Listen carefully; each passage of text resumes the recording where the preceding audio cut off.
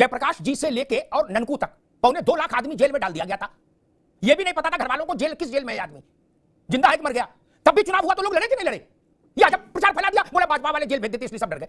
इंदिरा गांधी ने तो जेल में डाल दिया था सबको ही, राइट फ्रॉम लोकनायक टू आदमी गया, लड्डू को ऑर्डर दिया, जब तक लड्डू उसके घर टेंपो से उतरे तब तक उसका टिकट कट गया। अमिताभ जी समझ में नहीं आ रहा है कि भारतीय जनता पार्टी के पास प्रत्याशी नहीं है, ये कांग्रेस से ये आयात कर रहे हैं। अरे साहब कभी देखिए तो जनार्दन रेड्डी को लिए चले आ रहे हैं, कभी देखिए तो ये क्या नाम है इनको कोयला घोटाले के जो आरोपी थे उनको लेकर के चले आ रहे हैं। मतलब आप ये देखिए कि भ्रष्टाचारियों की एक बड़ी जमात भारतीय जनता पार्टी में अमिताभ जी शामिल हुए। इस बात से मैं कभी इत्मीनान नहीं रखता कि राजनीतिक लोग ये कहें कि कल तक उनको कोसते थे आज उनके पास। अरे भाई आप सब भी तो वही कर रहे हो।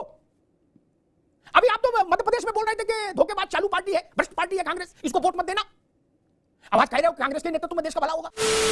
नमस्कार दोस्तों, एक बार फिर से वरिष्ठ पत्रकार अमिताभ अग्निहोत्री जी का डिबेट वीडियो लेके आ चुका हूं। दोस्तों जैसा कि अभी आप लोगों ने क्लिप देखी, आज की डिबेट में आप लोग देखेंगे समाजवादी पार्टी के जो प्रवक्ता हैं फराज किदवई, वो बोल रहे हैं कि हमारे पीछे जो सारी पार्टियां पड़ी हुई हैं, बीजेपी के जो ये सारे एजेंट हैं, मतलब ओवैसी की पार्टी हो गई या बसपा हो गई या आरएलडी हो गई, ये सारे जो है अखिलेश के पीछे पड़े हुए हैं और अखिलेश जो है जननायक है। क्योंकि दोस्तों आपको पता है कि अखिलेश यादव बार बार जो है अपने प्रत्याशियों का जो है टिकट बदल दे रहे हैं। कभी मेरठ से किसी को टिकट देते हैं, कभी अगले दिन पता चलता है कि उनका टिकट चेंज कर दिया। मुरादाबाद में भी यही हुआ था, मुरादाबाद में एसटी हसन पहले लड़ रहे थे, उसके बाद रुचि वीरा, इस तरह से जो है बार बार जो है इनकी पार्टी में ये खींचतान मची हुई है। तो आज की डिबेट में अमिताभ अग्निहोत्री जी ने इसी विषय पर जो है इन लोगों को बहुत अच्छे से एक्सपोज किया है और अमिताभ जी का विश्लेषण हमेशा तर्कों पे रहता है। तो चलिए दोस्तों वीडियो को शुरू कर लेते हैं। चैनल पे पहली बार है, चैनल को सब्सक्राइब करिएगा दोस्तों। मैं अपना रिएक्शन इस वीडियो के लास्ट में दूंगा। चलिए वीडियो को चलते हैं और मिलते हैं सीधे वीडियो के लास्ट। इस देश में इंदिरा गांधी के खिलाफ भी लोगों ने प्रत्याशी उतारे और लड़े। क्या ऐसा किसी ने किया कि सोमवार को रामलाल, मंगल को फिर मोतीलाल, बुधवार को श्यामलाल? जयप्रकाश जी से लेके और ननकू तक 2.25 लाख आदमी जेल में डाल दिया गया था। यह भी नहीं पता था घर वालों को जेल किस जेल में है आदमी, जिंदा है कि मर गया। तब भी चुनाव हुआ तो लोग लड़े कि नहीं लड़े? या जब प्रचार फैला दिया, बोले भाजपा वाले जेल भेज देते इसलिए सब डर गए। इंदिरा गांधी ने तो जेल में डाल दिया था सबको ही, right from Loknayak to Nanku. ये वो नेता नहीं है, ये सब हेलीकॉप्टर पे घूमने वाले नेता हैं और इनके अंदर ये है कि अपना परिवार को बचा के चले, अपनी पार्टी का अस्तित्व बचा के चले और इनको जेल की सलाखों से डर लगता है, इनको विरोध करते हुए डर लगता है। एक तो ये बात हुई। दूसरी बात जो मुझे लग रही है, अखिलेश यादव की घबराहट की और कंफ्यूज होने की जो स्थिति है, इसके पीछे मुझे एक साफ बात नजर आ रही है कि भगदड़ मची हुई है। विपक्षी खेमे में भगदड़ ये मची हुई है कि लोग भाग रहे हैं और भारतीय जनता पार्टी की गोद में बैठने के लिए बेचैन है, जैसे कि कांग्रेस में भी नजर आ रहा है। इसका कारण ये कि नेता और कार्यकर्ता ये कोई विचारों से नहीं होता है, ये किसी एक की वफादारी नहीं निभाता है, ये किसी पार्टी का नहीं होता है। ये देखता है और ये महसूस करता है कि हम विपक्ष में रह के सत्ता के वनवास कब तक से हैं, आने वाला भविष्य जो है वो भाजपा को नजर आ रहा है और वो भाग रहे हैं, जैसा कि हो रहा है। और कांग्रेस में भी यही हो रहा है, हर आदमी भाग रहा है। सनातन का अपमान हो रहा है, इसलिए भैया हम जा रहे हैं। सनातन हिंदुओं का विरोध हो रहा है, राम मंदिर कोई जा नहीं रहा है, इसलिए हम भाग रहे हैं, हमें घुटन महसूस हो रही है। ये अखिलेश यादव क्या भी हो रहा है और अखिलेश यादव की बेचैनी ये है कि इनको टिकट दे देंगे वो भाग जाएंगे। और यह भागने का सवाल ये नहीं है कि जो भाग रहा है वो टिकट के लिए भाग रहा है, भारतीय जनता पार्टी को टिकट दे देगी। भाजपा तो टिकट भी नहीं देगी, उसकी तो बड़ी लंबी लाइन है, लेकिन वो दरवाजे खोले हुए हैं कि आप आ जाओ, कम से कम आप सत्ता पार्टी के साथ आपके दो चार काम हो जाएंगे। ये भगदड़ भी है अखिलेश यादव की, कहीं ना कहीं घबराहट है। बहुत सारे लोग मेरी जानकारी के हिसाब से आयन वक्त पर समाजवादी पार्टी छोड़कर भारतीय जनता पार्टी में ठीक है नावेद भाई, अभी रुको। एक चूंकि नावेद जी ने कहा भगदड़ मची है, तो एक सार्वजनिक हित में एक सूचना मैं भी जारी कर दूं। अभी मुरादाबाद में जो समीक्षा बैठक थी, अमित शाह जी उसमें थे, उन्होंने समीक्षा बैठक ली पश्चिम की प्रथम और द्वितीय चरण की सारी सीटों की। अमन पांडे आप भी सुन लो, प्रशांत पटेल तो सुन ही रहे। अमित शाह जी ने उस बैठक के अंदर कहा, नावेद जी आप भी सुन लो, अभी हंगामा कुछ नहीं हुआ है, अभी तो हंगामे का ट्रेलर भी नहीं चला है, लिख लो। अमित शाह जी ने कहा चुनाव संयोजकों से कि बूथ लेवल पर भी देखिए और पता करिए कि विपक्ष का मजबूत कार्यकर्ता, नेता ने कार्यकर्ता कौन है, उसको बीजेपी ज्वाइन कराइए 1 हफ्ते के भीतर। क्या बोलो, सियावर रामचंद्र की जय। तब क्या करोगे? वो बूथ तक खड़े हैं कि आजा मेरी गाड़ी में बैठ जा। कहां भागिएगा? फराज किदवई साहब जुड़ गए, समाजवादी पार्टी के प्रवक्ता। फराज भाई, ये टू मच टाइप का मामला हो गया नहीं? भाजपा कांग्रेस सपा बसपा छोड़ भी दो, तब भी सामान्य आदमी भी कह रहा है भाई अति कर दी। कोई तरीका है? आदमी गया, लड्डू का ऑर्डर दिया, जब तक लड्डू उसके घर टेंपो से उतरे तब तक उसका टिकट कट गया। और उसके टिकट काटने पर ऐसे ऐसे तर्क दिए जा रहे हैं जो टिक नहीं रहे। बोले या अतुल प्रधान मेरठ के नहीं थे, सरधना तो मुजफ्फरनगर में लगता। तो मैंने कहा आपकी पार्टी के एक बड़े नेता से कि आपको ये बात अब पता लगी, पहले नहीं पता था अतुल प्रधान का विधानसभा क्षेत्र कहां लगता है? पर अभी आपको नहीं लग रहा कि कुछ स्थितियां का होता ना कि अनकंट्रोल्ड हो गई, समझ ही नहीं आ रहा कौन लड़ेगा, कहां से लड़ेगा, क्यों लड़ेगा? जितना भी आपका प्रत्याशी है और काटने वाला और पाने वाला, वो सब तो लखनऊ पड़ा, वो क्षेत्र में आ ही नहीं रहा। उससे पूछो कहां, बोले भैया लखनऊ है। बोले क्यों? बोले टिकट बचानी है। दूसरे से पूछो, वो कह रहा टिकट कटवानी है इसलिए लखनऊ। फराज भाई जी अमिताभ जी, आप बहुत दिनों बाद मैं आपकी एक बात से सहमत हो रहा हूँ। जी। ये सही बात है, समझ में नहीं आ रहा है कि मीनाक्षी लेखी का टिकट काहे काट दिया। क्या उन्होंने ईडी का सवाल पूछा था इसलिए, या अचानक डॉक्टर हर्षवर्धन ने क्यों संन्यास ले लिया, या उत्तर प्रदेश की बात करें तो अचानक बाराबंकी से इनके सिटिंग सांसद का टिकट कट जाता है और फिर गाजियाबाद में भी यही होता है। अमिताभ जी, समझ में नहीं आ रहा है कि भारतीय जनता पार्टी के पास प्रत्याशी नहीं है, ये कांग्रेस से ये आयात कर रहे हैं। अरे साहब, कभी देखिए तो जनार्दन रेड्डी को लिए चले आ रहे हैं, कभी देखिए तो ये क्या नाम है, इनको कोयला घोटाले के जो आरोपी थे उनको लेकर के चले आ रहे हैं। मतलब आप ये देखिए कि भ्रष्टाचारियों की एक बड़ी जमात भारतीय जनता पार्टी में अमिताभ जी शामिल हुई है।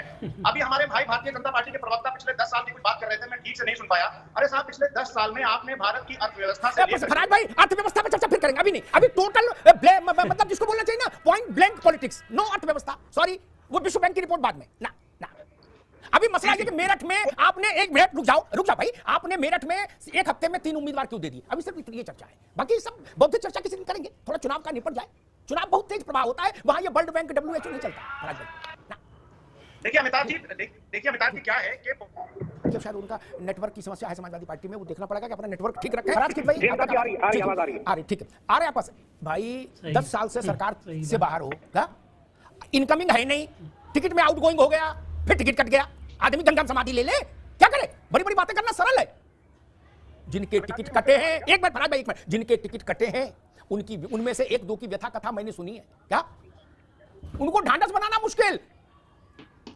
फराज भाई साहब, ऐसा आपके लिए स्मरण में आ तो वो सब डेटा वेटा का काम अच्छी से रखते हैं, हिसाब से सारी चीजें आता है कि कहीं इतने बड़े पैमाने पर घंटों के आधार पर टिकटों को अदला बदला गया हो ताश के पत्ते की तरह? ऐसा कोई उदाहरण इसके पैरेलल हो तो बताइए। नहीं अमिताभ जी, देखिए आप मुझसे सीनियर हैं, राजनीतिक एनालिसिस में आप बोल सकते हैं, और आप 35 साल यही सब कवर कर रहे हैं। देखिए पॉलिटिक्स में क्या है, सियासत में क्या है कि आदमी जो है, कोई भी पॉलिटिकल पार्टी हो, वो एक एक सीट को देखती है कि हर सीट पर हमको चुनाव जीतना है।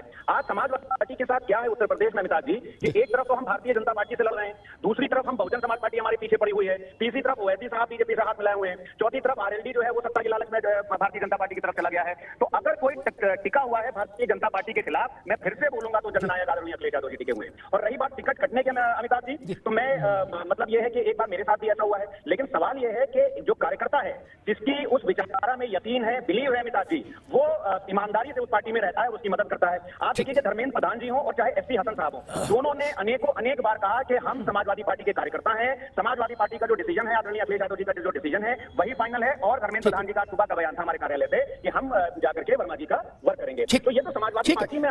एक मिनट रुको। ओम प्रकाश राजभर आपको औरों से बेहतर इसलिए जानते हैं क्योंकि वो आपके गठबंधन में रहे हैं, और गठबंधन में ऐसे नहीं कि संजय चौहान जैसे दबंगई वाले गठबंधन में रहे, वो अखिलेश यादव के बिल्कुल साथ खड़े होते थे, पीछे नहीं। शिवपाल जी को तो तब भी हैंडल पे बैठा दिया, लेकिन ओम प्रकाश को कभी हैंडल क्यों बैठाला आपने? उनका तो रौला चौला ठीक था, पियर का चाचा। उनने कहा आज कि अखिलेश यादव तो बीजेपी का ही काम कर रहे हैं, बीजेपी वालों ने तो उनसे कहा है कि तुम ये टिकटों का अदला बदली करते रहो। बोले 80 में 80 जीतनी है हम लोग को, इसलिए अखिलेश यादव को भी काम पे लगा दिया है और वो बाहर से सहयोग कर रहे हैं, सहयोगी भूमिका में। फराज भाई, अमिताभ जी, इतिहास रहा है कि जब कोई बड़ी लड़ाई किसी नायक ने लड़ी है तो उसके ऊपर से चौतरफा हमले हुए हैं। ये तो पानीपत की लड़ाई लड़ रहे हो महाराज, प्लासी की, आप भी गजब कर रहे हो, ऐसा बना दे रहे हो जैसे प्लासी की लड़ाई लड़ रहे हो। उससे बड़ी लड़ाई ये 1977 से भी बड़ी लड़ाई है कि जहां पर हमको ये देखना है कि चुनी हुई सरकारें गिराई जा रही है अमिताभ जी। हमको ये देखना है कि खुलेआम बेईमानी चंडीगढ़ में हो रही है, खुलेआम लोकतंत्र का अपहरण करके उसको बंदी में बनाया जा रहा है। ठीक है फराज भाई, आपको एक मिनट अभी रुक जाओ। मुश्किल ये है फराज, समाजवादी देखो, एक तो जोशी जी आए नहीं, फराज की भाई आए मुश्किल से, तो उनने ये तय करके आज भाई सवाल का जवाब नहीं देना, बाकी सारी बात करनी है। खैर एक टिप्पणी उनके रेडी रेफरेंस के लिए कर दूं, वो आगे भी बहसों में जाएंगे कई चैनलों में, मेरे मित्र इस नाते मेरा फर्ज है कि मैं कुछ अगर जानकारी है तो उनको दे दूं। इंदिरा गांधी ने 56 बार चुनी हुई सरकारें बर्खास्त की थी, क्या? ये भी ध्यान रखो। रुक जाओ ना, अभी नहीं, दोबारा में आएंगे, तब तक गूगल में उसको खोजो, गूगल में खोजो क्या है उसका इन आउट। दूसरी बात फराज भाई ने कही, जिनको पानी पी के कोसते थे आदि आदि, ये डायलॉग आजकल खूब चली रहा है, इसलिए पूरा करने की जरूरत है तो लोग समझ जाते हैं। मुलायम सिंह जी से लेके वो अखिलेश यादव तक, क्या कांग्रेस को पानी पी के नहीं कोसा? सोमवार को कोसा, मंगल को अलायंस किया, फिर बुधवार को अलायंस तोड़ा, फिर बृहस्पति को कोसा, और फिर शुक्र को अलायंस किया, नहीं किया क्या भैया? अच्छा छोड़ो, मायावती जी की पार्टी और मायावती जी इन पर्सन, उनको तो कैसे कैसे कोसा, और उनने भी आपका कैसे कैसे सार्वजनिक अभिनंदन किया, ये सबने देखा, नावेद ने भी देखा, हमने भी देखा। फराज बाबू, क्या जब वो मैनपुरी गई तो उनकी कुर्सी मुलायम सिंह जी से बड़ी थी कि नहीं थी? क्या सब लोग उनको प्रणाम किए कि नहीं किए? क्या मुलायम सिंह जी के लिए वोट मांगने गई थी मायावती? क्या? और वही बसपा ये कहते कि हम वोट मांगने गए तब 90,000 से जीते, नहीं तो कोई चुनावी हार जाते। नहीं, इतिहास बड़ा निष्ठुर है फराज बाबू, उसमें कोई चीज डिलीट नहीं हो सकती ना। इस बात से मैं कभी इत्मीनान नहीं रखता कि राजनीतिक लोग ये कहें कि कल तक उनको कोसते थे आज उनके पास, अरे भाई आप सब भी तो वही कर रहे हो। अभी आप तो मध्य प्रदेश में बोल रहे थे कि धोखेबाज चालू पार्टी है, भ्रष्ट पार्टी है कांग्रेस, इसको वोट मत देना। अब आज कह रहे हो कांग्रेस के नेतृत्व में देश का भला होगा, कह रहे ना, ये सब कर रहे हैं, यही राजनीति है। इसीलिए मैं कहता हूं इसको विचारधारा का मुलम्मा ना चढ़ाओ इस पर, ये धारा है उतने तक ठीक है, विचार को चक्कर मत करो। और एक बात मैं कहूंगा फराज भाई से कि फराज भाई मेरी बात लिख लीजिए, हमने इतने बसंत देखे, ये सब मत कहिए कि हमारा कार्यकर्ता लगा है जननायक महानायक अटूट समाजवादी विचारधारा, कुछ नहीं हो सकता है। जो जिनकी टिकट काटे कल ये आपको 10 खरी खोटी सुना के प्रशांत पटेल की पार्टी में आ जाए, तब क्या करिएगा? इसलिए इनको भगत सिंह भी मत बनाइए। क्या पता बरसात हो रही है, कब कौन कहां नहा ले, क्या पता। अभी तो संकट बूथ तक जाना है। अतुल प्रधान ने क्या कहा था अखिलेश यादव से मिलने से पहले नवेश को, कि पार्टी छोड़ दूंगा, विधायकी छोड़ दूंगा अगर टिकट काटा। मिलने के बाद उन्होंने कहा मैं सिपाही हूं, लेकिन कौन सिपाही, कितनी देर तक सिपाही रहेगा इसकी गारंटी कौन दे सकता है? एसटी हसन की बात अलग है, उनके पास विकल्प यह है कि मैं बसपा ले तो ले, बाकी कहां जाए। बिल्कुल सही। और एक बात जो फराज भाई ने कही, मैं उससे सहमत नहीं हो सकता। उन्होंने कहा कि हमें केवल भाजपा से नहीं लड़ना पड़ रहा है, बसपा से भी, कांग्रेस से भी, आरएलडी से भी, फलाने से भी, दिखाने से भी। मैं गाड़ी चलाना सीखा, फिर मैंने शर्त रख दी कि गाड़ी में सड़क पे लेकर तब चलूंगा जब केवल एक दूसरी गाड़ी होगी, बाकी कोई ट्रैफिक नहीं होगा, मैं एक ही गाड़ी से मुकाबला करूंगा।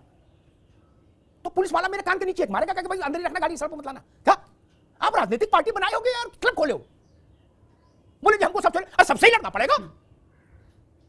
आपने कभी मतपत्र देखा? पुराने जमाने में जब बैलेट से चुनाव होता था, उसमें 40 नाम होते थे,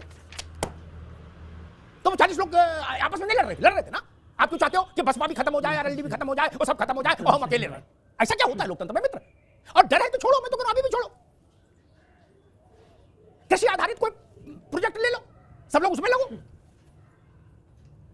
नहीं, कुछ और काम कर सकते हैं।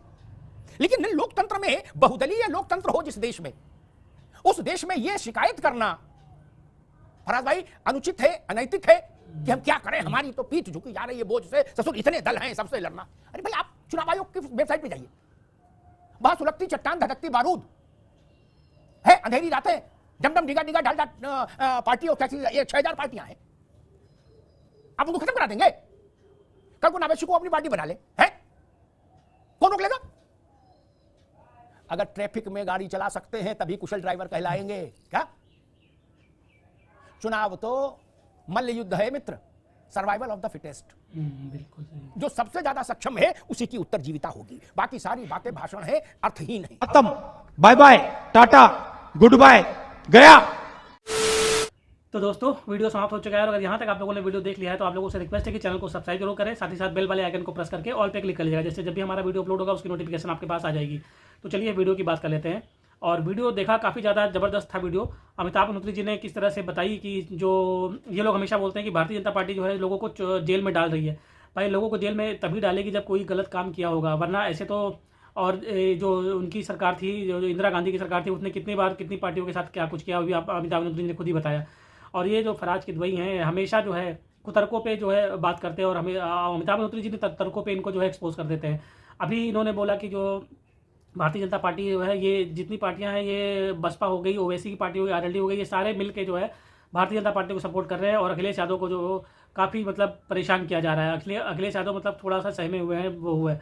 तो डिबेट में आप लोगों ने देखा कि अमिताभ अनुत्री जी हमेशा जो है इनको एक्सपोज कर देते हैं। जो फराज किदवई हैं बोल रहे हैं कि पहले जो भारतीय जनता पार्टी, उसने भी अपने कई लोगों के जो टिकट चेंज किए, चाहे मैंने अच्छे लेखे की बात की, चाहे किसी कारण उनकी बात की। तो ये लोग हमेशा अपनी पार्टी के बारे में नहीं बात करेंगे, दूसरों के वहाँ क्या हो रहा है उस पर जो हमेशा ये लोग फोकस करते रहते हैं। तो दोस्तों आपको ये डिबेट कैसी लगी कमेंट करके जरूर बताइएगा। ऐसे ही वीडियो आपको हमारे चैनल पे आगे भी देखने को मिलते रहेंगे, और चैनल को सब्सक्राइब जरूर कर लीजिएगा दोस्तों। चलिए मिलते हैं आपको किसी और वीडियो में, तब तक के लिए जय श्री राम।